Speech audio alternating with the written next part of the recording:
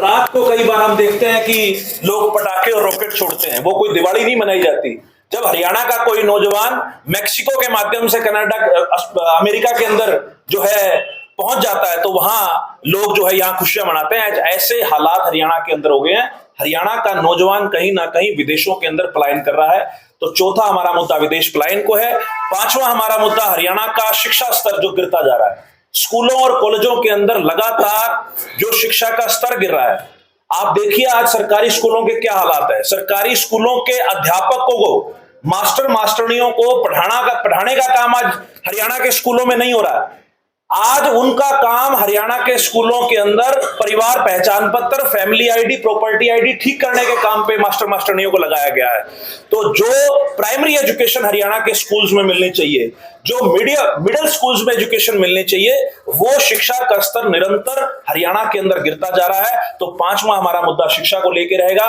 छठा हमारा मुद्दा खेलों को लेकर रहेगा। जिस प्रकार से आपने देखा कि अभी हाल ही में एशियन गेम्स में हरियाणा के कितने नौजवानों ने गोल्ड मेडल, सिल्वर मेडल, और इस प्रकार से पिछले भी कई गेम्स के अंदर हरियाणा के नौजवान हमेशा खेलों के अंदर जो है अपना लोहा मनवाते रहे हैं। लेकिन हरियाणा के जो नौजवान जो पूरे देश में हरियाणा का नाम रोशन करते हैं, पूरे विश्व पटल पर देश का नाम रोशन करते हैं, उनके लिए सरकार के पास कोई ऐसी पॉलिसी नहीं है।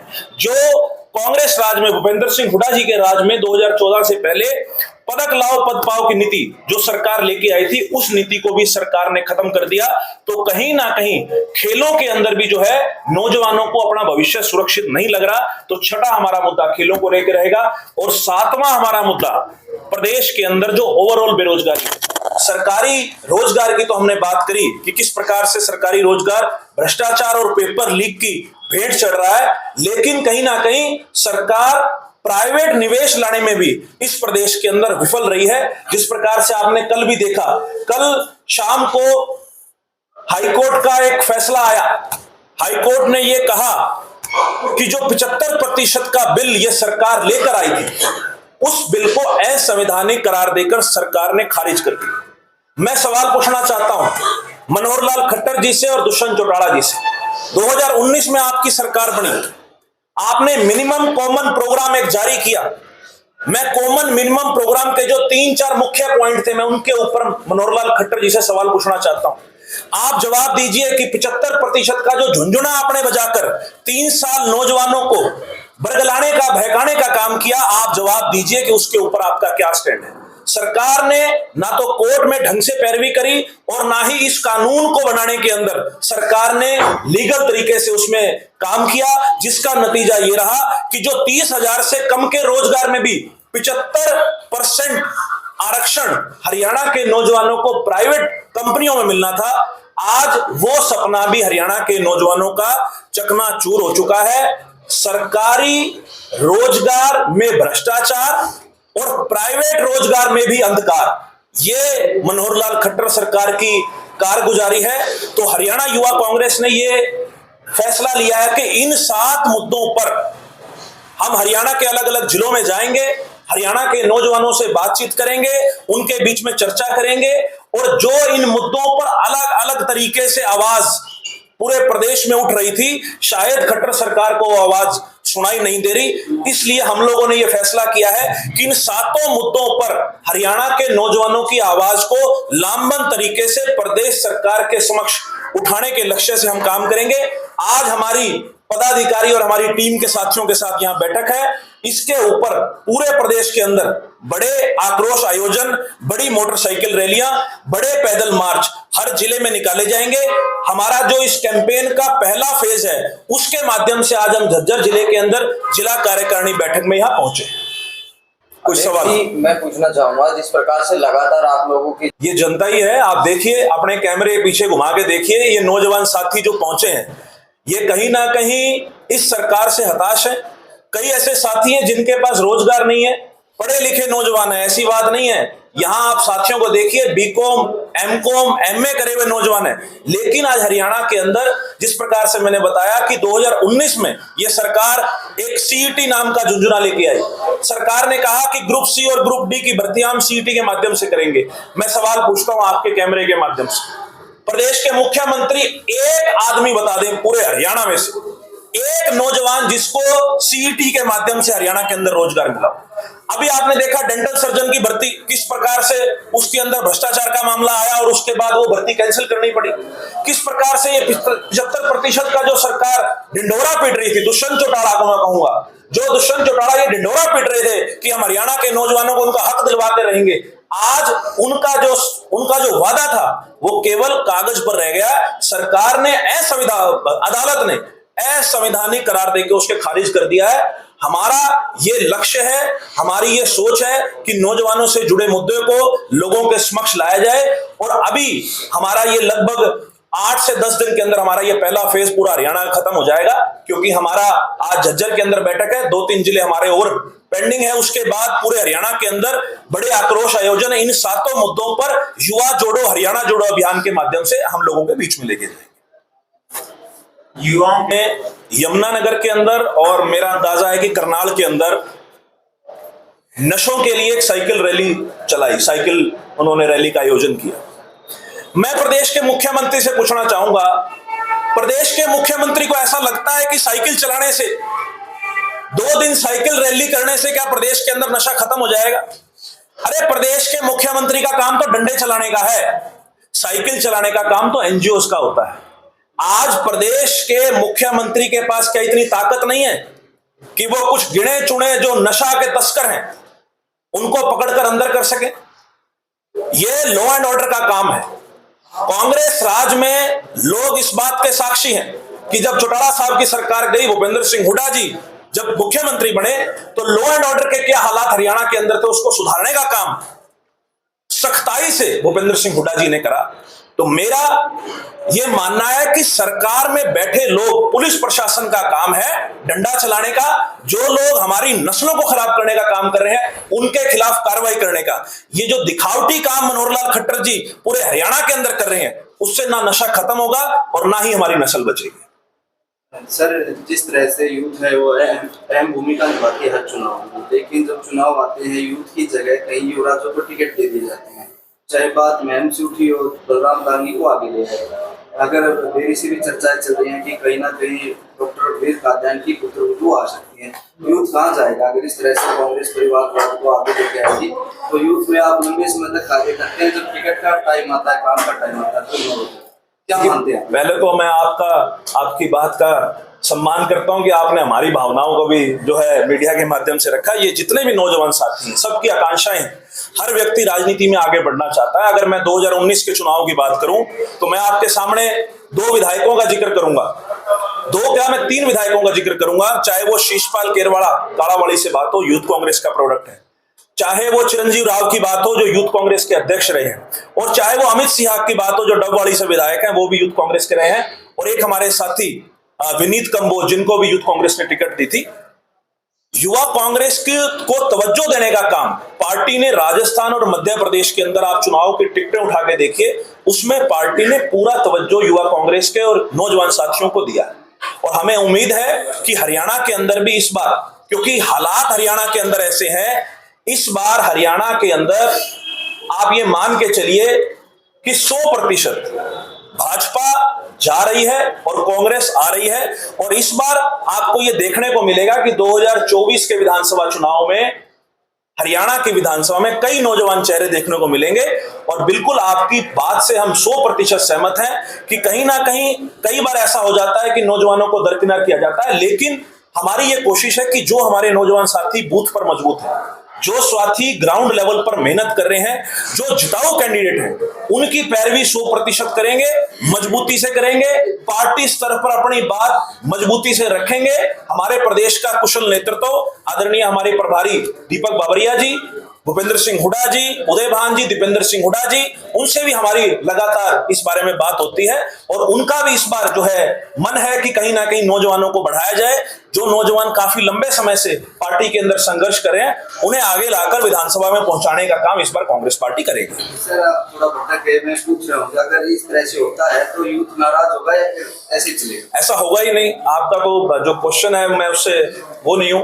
100% इस बार हरियाणा के अंदर हरियाणा युवा कांग्रेस के जो सक्रिय नौजवान साथी हैं उनको मौका दिया जाएगा, उनको आगे बढ़ाने का काम करेंगे। जरूरी नहीं है हर व्यक्ति को विधानसभा की टिकट दी जाए, आज जरूरत यह है कि हरियाणा के अंदर जो हालात हैं उनको कैसे सुधारा जाए। हरियाणा के अंदर जो झूठे लोग सत्ता के अंदर विराजमान हैं उनको कैसे बाहर किया जाए। लेकिन हमारे जो विधानसभा स्तर के साथी हैं उनको विधानसभा की टिकट भी दी जाएगी। कई साथी ऐसे हैं जो निगम के अंदर मेयर के चुनाव की तैयारी कर रहे हैं, कई साथी ऐसे हैं जो पार्षद की तैयारी कर रहे हैं, और अभी हमारा संगठन निर्माण भी हो रहा है। तो संगठन के अंदर भी पुराने साथी जो युवा कांग्रेस के काफी लंबे समय से जो उनके पास कोई जिम्मेवारी नहीं है, उन साथियों को भी जगह दी जाएगी। लेकिन पूर्णतः मुझे विश्वास है कि कांग्रेस पार्टी और कुशल नेतृत्व हमारा 100% इस बार नौजवानों को जगह दे। जिस प्रकार से 75% नौकरियों के अंदर युवाओं को लगाने की बात है, हरियाणा में 75% हरियाणा के ही हों। इसी तरीके से युवाओं के लिए क्या आने वाले समय में क्या 30% तक होना चाहिए विधानसभा टिकट के लिए? देखिए, परसेंटेज का मैं आपके सामने क्या पता 30 से भी ज्यादा हो। आपने तो 30 की बात करी, क्या पता 40 भी हो। बात परसेंटेज की नहीं है, बात यह है कि जो काबिल नौजवान है, जो नौजवान ग्राउंड लेवल पर मेहनत कर रहे हैं, जो बूथ के ऊपर मजबूत हैं, उन नौजवानों को जरूर हम भी पैरवी करेंगे। और पार्टी का नेतृत्व भी चाहता है कि नए नौजवान लड़के विधानसभा में आए, क्योंकि गौरतलब है कि आज हरियाणा और देश की पॉपुलेशन का अगर मैं हिस्सा देखूं तो काफी एक मेजर हिस्सा जो है वो नौजवानों का है। और नौजवान चाहता है कि विधानसभा या लोकसभा के अंदर उसकी बात रखने वाला कोई नौजवान साथी हो जो उसकी भावनाओं की कदर करे, जो उसकी भावनाओं को समझे। आने वाले चुनाव के लिए हर पार्टी अपनी तैयारी कर रही है। बीजेपी है अपनी पार्टी की दावेदार पेश करेगी, कांग्रेस अपनी पेश करेगी, आम आदमी पार्टी है, सभी पार्टियां अपनी अपनी दावेदार पेश करती हैं, अपने मुद्दे उठाती है, मैनिफेस्टो तैयार कर, बिजली की बात हो चाहे वो पानी की बात हो, किसी भी मुद्दे पर चर्चा लोगों के बीच जाती है। क्या आने वाले चुनाव के लिए आम जनता से राय ली जाती है कि आप लोगों को क्या चाहिए? आप वोट मांगने जाते हैं, हर पार्टी वोट मांगने लोगों के बीच जाती है, लेकिन जब जैसे ही चुनाव जीत जाती है कोई भी पार्टी जनता की बात क्यों नहीं करती? ये क्यों नहीं कहती कि जनता की सरकार बनेगी? ये क्यों कहती है कि कांग्रेस की सरकार बनेगी, बीजेपी की सरकार बनेगी, इनेलो की सरकार बनेगी? देखिए, ये सवाल जो आप पूछ रहे हैं, मुझे लगता है कि आज के राजनीतिक हालात जो है हरियाणा के अंदर, उस परिप्रेक्ष्य में आप ये सवाल पूछ रहे हैं। और बिल्कुल 2019 में जो सरकार लोगों की बात करके, आम जनता की बात करके आई थी, आज उसके टोटली विपरीत दिशा में काम हो रहा है। आज हरियाणा का कौन सा ऐसा वर्ग है जिसको इस सरकार ने सड़कों पर लाकर डंडे फेरने का काम ना किया? सिर्फ लोगों को निराश करने का काम नहीं किया, लोगों की बेइज्जती करने का काम किया। आप देखिए, कर्मचारी थे तो पंचकुला बुलाकर डंडे फेरे। आप देखिए, सरपंच थे तो पंचकुला बुलाकर डंडे फेरे। आप देखिए कि आंगनबाड़ी वर्करों का क्या हाल किया। आप देखिए, हरियाणा के नौजवान जब रोजगार की मांग करते हैं, जब सीईटी के मुद्दे पर प्रदर्शन करते हैं, तो उन पर मुकदमे दर्ज किए जाते हैं। आज हरियाणा के अंदर जो हालात है, ये मैं हर जिले में जाकर कहता हूं, हरियाणा के अंदर जो आज हालात हैं, ये बात मैं दावे के साथ लिख के कह सकता हूं कि 2024 के विधानसभा चुनाव में भाजपा 10 का आंकड़ा भी नहीं छू पाएगी। और भाजपा के बड़े से बड़े मंत्री संतरी समेत हरियाणा के मुख्यमंत्री मनोहर लाल खट्टर का भी करनाल से लोग सफाया करने को तैयार बैठे हैं। अध्यक्ष जी, मैं फिर से आपके जवाब पर सवाल फिर से करना चाहूंगा, क्योंकि आपने जवाब ही ऐसा दिया है कि हरियाणा के अंदर बीजेपी ये कर रही है, बीजेपी गलत चल रही है। पार्टियां अपना जो है अच्छा वो क्यों नहीं दिखा रही, दूसरे की बुराई करने पर उतारू रहती हैं, वो अपने आप ही आगे बढ़ता जा रहा है। देखिए, हम तो तराजू के ऊपर तोल के आपको कह सकते हैं, जनता को कह सकते हैं। आप देखिए, भूपेंद्र सिंह हुड्डा जी की कांग्रेस पार्टी की जब सरकार थी 10 साल की, और आप देखिए मनोहर लाल खट्टर जी की ये 9 साल की सरकार, आप तराजू पे तोल लीजिए। जिन मुद्दों की मैंने आपके बीच में बात करी, उन मुद्दों के ऊपर भी आप तराजू पे तोल लीजिए कि किस पार्टी ने लोगों के, जनता के, युवाओं के हित में फैसले किए, और किस पार्टी ने या जो सत्ता में सरकार बैठी है, इन्होंने जो युवाओं के खिलाफ काम किए, उसके आधार पर फैसला होना चाहिए। और बिल्कुल राजनीति के अंदर सत्ता जो है वो स्थापित करने का एकमात्र काम है कि केवल और केवल काम के आधार पर ही फैसला होना चाहिए। इसलिए हम लोगों के बीच में इन 7 मुद्दों को लेके जाएंगे कि ये 7 मुद्दे हरियाणा के नौजवानों से जुड़े हैं, और इन 7 मुद्दों पर कहीं ना कहीं हरियाणा की सरकार और केंद्र सरकार विफल रही है। और हम भी ये चाहते हैं कि हरियाणा की जनता, हरियाणा के लोग काम के आधार पर ही अगला फैसला लें। सर, एनएसयूआई के लिए भी कोई यूथ कांग्रेस आएगी मजबूत करने के लिए? एनएसयूआई के हमारे नए अध्यक्ष नियुक्त हुए हैं, अविनाश यादव कोसली विधानसभा से हैं। उनकी कार्यकारिणी अभी जल्दी निर्माण हो जाएगी, तो मुझे लगता है कि उसके बारे में आप उनसे बात कीजिएगा तो बेहतर। संगठन अभी तक तैयार नहीं होगा। 2019 का चुनाव था, उसमें भी आपका संगठन तैयार नहीं था। विपक्षी पार्टी ये कह रही है कि जो अपना संगठन तैयार नहीं करती वो चुनाव करेगी। भाजपा के जो लोग हैं उन्हें यह भी सोचना चाहिए कि 2019 में गनीमत रखो कि हरियाणा कांग्रेस का संगठन नहीं था।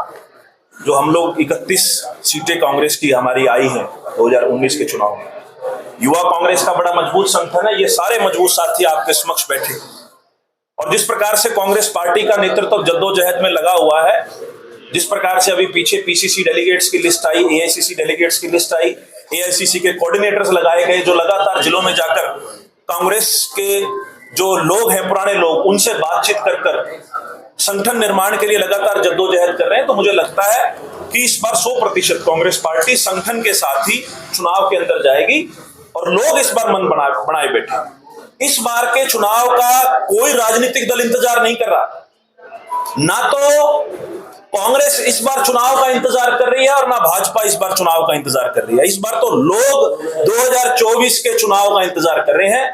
लोगों ने मन बना लिया है कि इस सरकार की, इस प्रदेश से हम 100% विदाई करेंगे।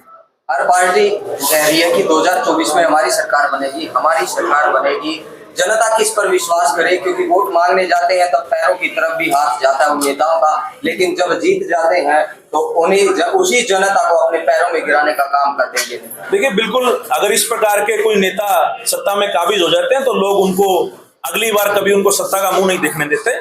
तो 100% इस प्रकार के लोगों को जनता जवाब भी देगी, और मुझे लगता है कि 2024 के चुनाव में अच्छे लोग चुन के आएंगे, एक अच्छी विधानसभा के अंदर जो है पैरवी होगी, और हरियाणा के अंदर जो सरकार विफल रही है, ये सरकार जो 10 साल से जिसका कार्यकाल चल रहा है, पहले भाजपा थी, दूसरी भाजपा जजपा का जो सेशन रहा है, तो मुझे लगता है कि इस बार जो लोगों ने इस सरकार की विदाई का मन बना रखा है, तो 100% इस बार एक अच्छी सरकार चुन के आएगी। और लोग जिन्होंने पिछली बार धोखा खाया था, जो एक लोग भाजपा के खिलाफ वोट मांगकर बाद में भाजपा की झोली में बैठने का काम जिन लोगों ने किया, लोग इस बार सचेत हैं। लोग इस बार मन बनाए बैठे हैं कि इस प्रकार के जो धोखेबाज लोग हैं उन्हें किसी भी प्रकार से सत्ता के अंदर बैठाया ना जाए। क्या मानते हैं कितनी सीटें? मैंने बताया भाजपा का 10 का आंकड़ा भी नहीं छुएगी। 2 डिजिट के अंदर भारतीय जनता पार्टी 2024 के चुनाव में नहीं पहुंच पाई।